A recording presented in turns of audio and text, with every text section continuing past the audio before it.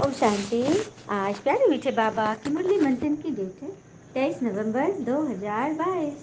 तो आज मीठे मीठे बाबा ने अपने बच्चों से कहे, पिता समान खुदाई खिदमतगार बन, आसुरी सोसाइटी को दैवी सोसाइटी बनाने की सेवा करो, सर्विस का शौक रखो। आज बाबा ने पूरी मुरली सर्विस पे चलाई है कि किस तरह से हमें भगवान युक्ति बता रहे हैं कि हम कैसे सर्विस कर रहे हैं, कितना आगे बढ़े। क्योंकि राजधानी बनने वाली है ना, तो एक दो राजा महाराजा नहीं रहेंगे, राजा महाराजा तो रहेंगे ही, बाकी प्रजा भी रहेगी। पूरी राजधानी बनने वाली, पूरी दुनिया में एक छत्र राज्य होगा, तो कितने लोग होने चाहिए तो सर्विस करनी। इस पर बाबा ने बहुत सुंदर वाणी चलाई है। इसलिए बाबा कहते हैं कि बच्चे खुदाई खिदमतगार बनो, आसुरी सोसाइटी को दैवी सोसाइटी बनाने में मेरी मदद करो, सर्विस का शौक रखो। प्रश्न है, कई बच्चे पुरानी दुनिया को भुलाते भी नहीं भूल पाते, इसका कारण क्या है? तो उनका कर्म बंधन बहुत कड़ा है। अगर नई दुनिया में बुद्धि योग नहीं लगता है, बुद्धि बार बार पुरानी दुनिया तरफ भागती है, तो कहा जाता है उनकी तकदीर में नहीं है, अर्थात कर्म ही इनके खोटे हैं।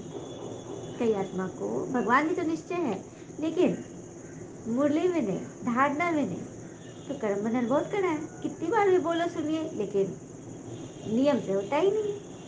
हाँ, तो कर्म बंधन कड़ा है ना, बुद्धि बार बार उनकी पुरानी दुनिया तरफ भागती है। जबकि कहा जाता है ना कि अंतिम अंतिम समय तक हिम्मत नहीं हारनी है, हिम्मत नहीं हारनी है।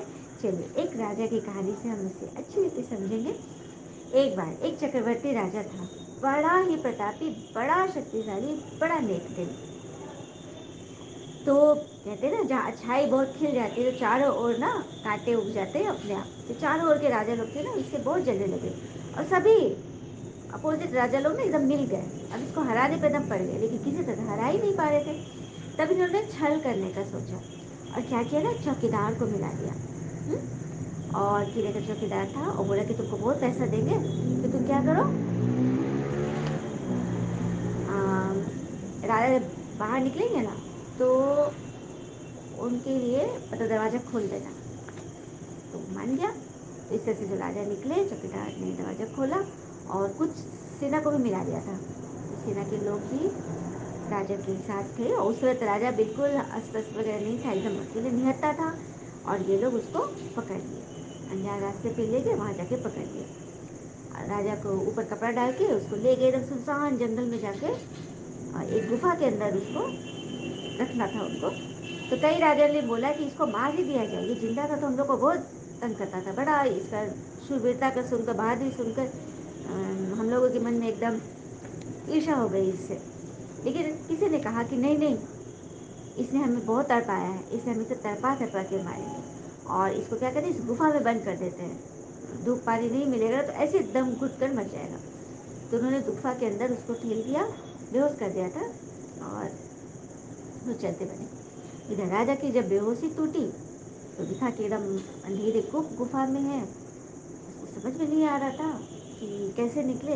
कुछ दिन तक तो वो सोचता ही रह गया कि क्या करे क्या करे। अचानक उसे अपनी माँ का एक कथन याद आया। तो उसकी माँ हमेशा कहती थी बचपन में कि बेटा कुछ तो कर, यूं ही नहीं मर। ये बात उसको जब याद आई, तो उसको लगा कि अंदर से एकदम जोश भर गया, और वो चल दिया गुफा के दरवाजे की तरफ, और उसको ठेलना शुरू कर दिया एकदम ताकत से। क्योंकि बार बार वो वर्ड उसके दिमाग में चोट कर रहा था कि कुछ तो कर, यूं ही नहीं मर। और वो दरवाजा को ठेल रहा था ना, थोड़ा थोड़ा ना गैपिंग शुरू हुई, और थोड़ा थोड़ा रोशनी आना शुरू हुआ। तो उसको बहुत ये मतलब कि खुशी मिली उसको, मतलब इंस्पायर हुआ कि लगा कि मेरी मेहनत काम कर रही है। और इस तरह से उस एक वर्ड से उसके अंदर इतनी ताकत भरी ना कि धीरे धीरे करते हुए दरवाजे को ठेल दिया, और निकल कर के अपने राज्य में पहुंचा। तब तक उन राजा लोग ना उस पर हमला करने का, कब्जा करने का उपाय ही कर रहे थे, लेकिन ये तब तक अपने राज्य में पहुंच गया, और उसने फिर अपनी सेना को इकट्ठी करके और उन पर चढ़ाई करके उनको हरा दिया। तो देखा, देखा कितनी बड़ी उसकी जीत होगी। हाँ, कहा तो वो एकदम मरनासन हो गया था, मरने ही वाला था। लेकिन कहते हैं ना, लाख दलदल हो, पाँव जमाए रखना, हाथ खाली ही सही पर ऊपर उठाए रखना। कौन कहता है कि चलनी में पानी नहीं रुकता, कौन कहता है कि चलनी में पानी नहीं रुकता, बर्फ बनने तक हौसला बनाए रखना। तो देखा, होती है अपने ऊपर सच्चा विश्वास, सच्ची कॉन्फिडेंस। और यहाँ तो स्वयं जब हमें भगवान हमें कॉन्फिडेंट करने आए हैं तो हम उनकी मदद न करें, खुदाई की मदद न बने तो फिर क्या करें? हुँ? कोई काम ही नहीं है। यदि भगवान का काम नहीं करेंगे तो जॉबलेस हो जाएंगे हम। तो वही बात है। दूसरा प्रश्न है, कौन सा स्वाद आ जाए तुम सर्विस के बगैर रह नहीं सकेंगे? तो रहम दिल बनने का स्वाद, रहम दिल, सब पर रहम करना। कोई भी आपको कमज़ोर दिख रहा है, गरीब है, उनकी ज़रूर मदद करें। जिसे ज्ञान का स्वाद आया है वही रहम दिल बन सकते हैं। तो ज्ञान का स्वाद बड़ा टेस्टी होता है। हाँ, और कहते हैं ना, अगर बनना है तो उस तालाब की तरह बनो जहाँ शेर भी पानी पीते हैं और बकरी भी, मगर दोनों ही सर झुका के पानी पीते हैं। तो आपके सामने दोनों ही बराबर, तो ये सर्विस करने से ऐसे गुण आ जाएंगे। रहमदिल बच्चे सर्विस के बगैर रह ही नहीं सकते। गीत है की मुरली का, तू प्यार का सागर है, तू प्यार का सागर है, तेरी एक बूंद की प्यास हम, तू प्यार का सागर है, तू प्यार का सागर है। ओम शांति। ये जो अक्षर आपने सुने कि तू प्यार का सागर है, तुम बच्चे जानते हो कि हमारा बाबा सबसे प्यारा है। बाबा को जब याद करते हो तो वर्षा याद आ जाता है। हाँ, जिसको पिता याद आएगा, निश्चय हो जाएगा, तो जरूर खुशी होगी ना। यूँ तो शिव के मंदिर में सभी जाते हैं, शिवलिंग की पूजा करते हैं, परंतु उन्हों को इतनी खुशी नहीं होती पूजा करके जो तुम बच्चों को होती है। और वे तो शिवलिंग पर दूध, जल, फूल, फल सब चढ़ाते हैं, फिर भी इतनी खुशी क्यों नहीं है? क्योंकि उन्हें भगवान का परिचय ही नहीं। भगवान से वो मिले ही नहीं। भक्ति करते हुए जितना तुम बच्चों को खुशी का पारा चढ़ता है उतना कोई को नहीं चढ़ता। भगवान का नाम सुनने से ही तुम्हारे रोमांच खड़े हो जाते हैं। बुद्धि में आता है कि बाबा से हमको स्वर्ग का वर्षा मिलने वाला है। हाँ, बच्चा तो बाबा के घर भी ही जन्म लेता है, उसमें कोई अदली बदली नहीं हो सकती। जैसे कोई बच्चा जिस घर का है उसी घर में रहेगा, कोई अदली बदली नहीं होगी। हाँ, कारखाने, जायदाद, जमीनें आदि इधर उधर रहती हैं बाहर की ओर, मगर घर तो एक ही होता है ना। उसी तरह से घर को अचल संपत्ति कहा जाता है, जो चल नहीं सकती। और प्रॉपर्टी है चल संपत्ति, इसका उसका इधर उधर जा सकती है। तुम बच्चे जानते हो हम पिता के घर के मालिक बनते हैं, जो कभी अदल बदल नहीं हो सकता।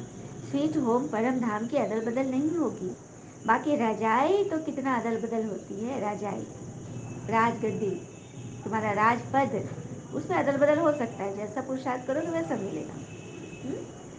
मुक्तिधाम अचल है, यहाँ तो अदली बदली होती है। इस दुनिया में तो अदली बदली होती है ना। हाँ, सूर्यवंशी से चंद्रवंशी, वैश्यवंशी में आ जाते हो ना। जब धरती पर आते हो तो अदल बदल शुरू हो जाता है।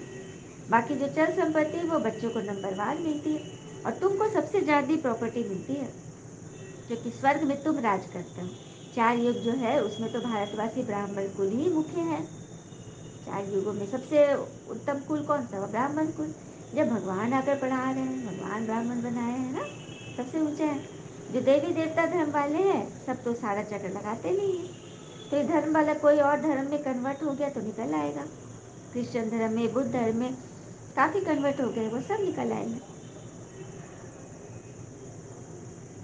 ऐसे बहुत कन्वर्ट हो गए जो निकल आए। बाबा कह रहे हैं कि काफी सारे जो दूसरे दूसरे धर्मों में चले गए थे वो सब कन्वर्ट होकर आ गए हैं। भाई कितना भी डल हेड होगा तो भी बुद्धि में ये आता है ना। ऐसे नहीं कि सृष्टि चक्र को जानने से सर्वगुण संपन्न बन जाते। सिर्फ जानने से क्या, पढ़ाई जानने से नहीं, पढ़ाई को धारण करने से होता है। हाँ, कोई तो बड़ा मुश्किल समझते हैं, पर तो फिर इतना योगी तो बनना है। सब उनको याद करते हैं, सृष्टि चक्र को तो जानना ही है। हाँ, खुद भी कहते हैं मेरे में मीठा बोलने का गुण नहीं है, तो पुरुषार्थ करना है। एम ऑब्जेक्ट तो सीधी है। तो कई कहते हैं मेरे में गुण नहीं, तो गुण लाना है ना। गुण लाने के लिए तो भगवान हमें ये पढ़ाए रहे हैं। कि बाबा ने कहा कि 5000 वर्ष पहले मुआफिक श्रीमत द्वारा तुम ये पुरुषार्थ कर रहे हो। वह तो कहते हैं कि कल्प की आयु लाखों वर्ष है, तो लाखों वर्ष का तो कोई हिसाब निकाल ही नहीं सकते। और तुम कहते हो कि हम 5000 वर्ष का ये ऋषि चक्र है। हम दैवी स्वराज पाने के लिए पुरुषार्थ कर रहे हैं। तो मनुष्य बड़ा वंडर खाएंगे कि ये क्या लिखते हैं, क्या कहते हैं। अगर कहे सत्य को लाखों वर्ष हुए हैं, तो पूछो देवी देवताओं की इतनी जनसंख्या कहाँ है तब। हाँ, लाखों बरस होगा सतयुग का, तो जनसंख्या कितनी हो जाएगी। तो कहाँ है उतने सारे जनसंख्या। लाखों बरस की देवी देवताओं की आदमशुमारी जनसंख्या भी तो बहुत होनी चाहिए ना। हाँ, हिंदू और धर्मों में कन्वर्ट हो गए। हिंदू ही कितने मुसलमान बन गए। बाबा कह रहे कि सभी सनातन धर्म वाले ही अनेक अनेक धर्मों में बट गए हैं। अब सबको एक करना है, तो अखबार में डालो, प्रदर्शनी करो। हाँ, प्रदर्शनी तो एक गांव में होगी, अखबार तो चारों तरफ जाती है। बाबा सर्विस के ख्यालात बोलते चलाते रहो, भिन्न भिन्न युक्तियाँ निकालो। तुम हो सच्चे सच्चे खुदाई खिदमतगार। सोसाइटी की सर्विस करना यह खिदमत है ना। तुम बच्चे जानते हो, यह सब आसुरी सोसाइटी है। आसुरी मतलब जिसमें कोई दैवी गुण नहीं है, जिन मनुष्य में, तो उसे तुम्हें दैवी सोसाइटी वाला बनाना है। तो पहले खुद को बनाओ, खुद का भला करो, तभी औरों तक पहुंचो। बाबा कहते हैं कि बस तुम्हारी बुद्धि में ये ख्याल चलना चाहिए। हाँ, बहुत खुशी में रहना है। मनुष्य देवता नर से नारायण बन रहे हो, यह राजयोग है। त्रिमूर्ति का चित्र तो सारा दिन बुद्धि में रहता है कि ब्रह्मा जी द्वारा विष्णुपुरी की राजाई मिलती है, शंकर जी द्वारा आसुरी सृष्टि खलास होती है। ये तो सबको पता है। शंकर जी की आंखें खोलते तो क्या होता है, प्रलय होता है। तो जब सभी बच्चे तैयार हो जाएंगे तो आंखें खुल जाएगी। और कहते हैं ना कि सरल बनो। जो सरल व्यक्ति होते हैं उनके साथ कोई यदि छल कर रहा है तो अपने विनाश के द्वार खुद खोल रहा है। क्योंकि कोई इतना सतत का खिलाड़ी नहीं है जो सरल व्यक्ति को हरा सके, क्योंकि उसके साथ स्वयं भगवान रहते हैं। यही बात है, सरल बनो, विनम्र बनो, लेकिन पुरुषार्थ पर चलते रहो। तुमको अब कितनी नॉलेज मिली है, कितनी खुशी होनी चाहिए। कहाँ भी जाकर तुम सर्विस कर सकते हो। श्रीनाथ द्वारे पर भी जाकर समझा सकते हो, ट्रस्टी लोगों को समझाओ। कई तो समझेंगे कि ये तो भगवान स्वयं रूप धारण करके हमको समझा रहे हैं। कोई कोई बच्चों में सर्विस का बहुत शौक रहता है, परंतु बड़े बड़ों के पास नहीं जाते। कहाँ भी जाकर तो मुलाकात कर सकते। बाबा कहते हैं बड़े बड़े लोगों के पास, वीआईपी के पास जाकर बताओ। कहीं भी जाकर तो मुलाकात कर सकते। खर्चे की बात नहीं है। वे लोग तो समझेंगे कि शायद कुछ लेने आए हैं, लेकिन उनसे क्या कहना है। कल भी बाबा ने बोला था ना, कह दो कि हम कुछ लेने नहीं आए हैं, असल ज्ञान सुनाने आए। आप ज्ञान सुन लो, यही हमारे लिए दक्षिणा है। फिर बाबा ने आगे बोला, विलायत में भी प्रोजेक्टर पर बहुत अच्छी नॉलेज दे सकते हो। क्राइस्ट अभी कहाँ है, फिर कब आएंगे, ये सब राज तुम बच्चे ही तो जानते हो, तो तुम्हें सबको बताना है। ड्रामा के चक्र का ज्ञान तो मिल गया ना। तो उस चक्र के ज्ञान को पूरी दुनिया तक पहुंचा। सबका बुद्धि योग से बाबा से लग जाए तो जल्दी जल्दी स्थापना हो जाए। बाबा भी ड्रामा प्लान अनुसार समझाते रहते हैं, मत देते रहते हैं। चीज लेने वाला भी बड़ा समझू सयाना अक्लमंद चाहिए। देखो, चीज देने वाला भी समझू सयाना, और लेने वाला तो कौन सी चीज हमें मिल रही है, ज्ञान की चीज मिल रही है। ज्ञान की चीज देने वाला भी समझू सयाना, और लेने वाला भी अक्लमंद होना चाहिए। फिर बाबा कह रहे हैं, आप सामान बनाने की सर्विस करनी है, तब अच्छा पद पाने की उम्मीद हो सकती, नहीं तो क्या पद मिलेगा। मनुष्य बेचारे बहुत दुखी है। बाबा का परिचय देने से खुशी होती है ना। कई बच्चों ने बाबा को कभी देखा भी नहीं, अंदर अंदर पत्र लिखते मन ही मन, लेकिन फिर भी उन्हें लगता है कि बाबा हमारे साथ है। भगवान की भासना आती है। सर्विसेबल बच्चों को पत्थर बुद्धि से पारस बुद्धि बनाने में बाबा को कितना माथा मारना पड़ता है। तो हम बच्चों को भी यदि किसी को सुनाने में माथा मारना भी पड़ रहा है तो कोई बात नहीं, अपना अहंकार बिल्कुल नहीं लाना है कि हमने फलना को सुना, फलना तो सुनता ही नहीं। आप अपने व्यवहार को ठीक रखो, किसी बात को पकड़ो मत। अच्छा, मीठे बच्चों प्रति भगवान की नमस्ते। हम बच्चों के भी प्यारे बाबा को नमस्ते। धारणा के लिए मुख्य सार, पहली पॉइंट, आप सामान बनाने की सेवा करनी है। कोई ऐसी करतूत नहीं करनी है जिसकी सजा खानी पड़े। बहुत बहुत मीठा बनने का पुरुषार्थ करना है। हुँ? और कहते हैं ना, गलती उसी से होती है जो मेहनत से काम करते हैं। जो काम करते हैं गलती उसी से तो होगी।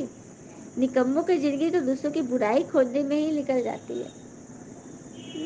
तो आप समझाने की सेवा करो, फालतू व्यर्थ बातों में नहीं जाओ। कोई करतूत नहीं करनी, बहुत मीठा बनने का पुरुषार्थ करना। दूसरी कोई, पिता हमें चल और अचल, मुक्ति और जीवन मुक्ति, प्रॉपर्टी का मालिक बनाते हैं। इसी खुशी और नशे में रहना है। क्या बनाते बाबा, हमें चल और अचल अर्थात मुक्ति और जीवन मुक्ति प्रॉपर्टी का मालिक बनाते हैं। तो इसी खुशी में रहना है ना, वरदान है। वाणी के साथ वृत्ति द्वारा रूहानी वाइब्रेशन फैलाने की सेवा करने वाले डबल सेवाधारी भव।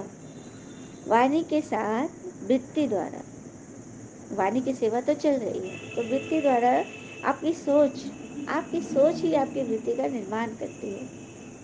तो वाणी के साथ वृत्ति द्वारा रूहानी वाइब्रेशन फैलाने की सेवा करने वाले डबल सेवाधारी भव। जैसे वाणी द्वारा सेवा करते हो, ऐसे वाणी के साथ वृत्ति द्वारा सेवा करो तो फास्ट सेवा होगी। वृत्ति अर्थात हमारे अंदर की सोच, हमारे अंदर की दृष्टि कि हम किसी के बारे में कैसा सोचते हैं।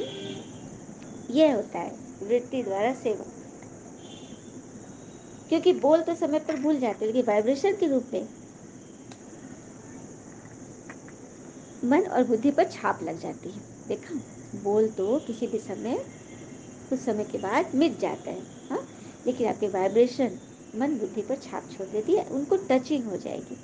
तो ये सेवा करने के लिए वृत्ति में किसी के लिए भी व्यर्थ वाइब्रेशन ना हो। व्यर्थ वाइब्रेशन भी नहीं कि हम चला रहे वाइब्रेशन, बाबा ने बोला है तो बस नेगेटिव चला रहे हैं, नहीं, पॉजिटिव।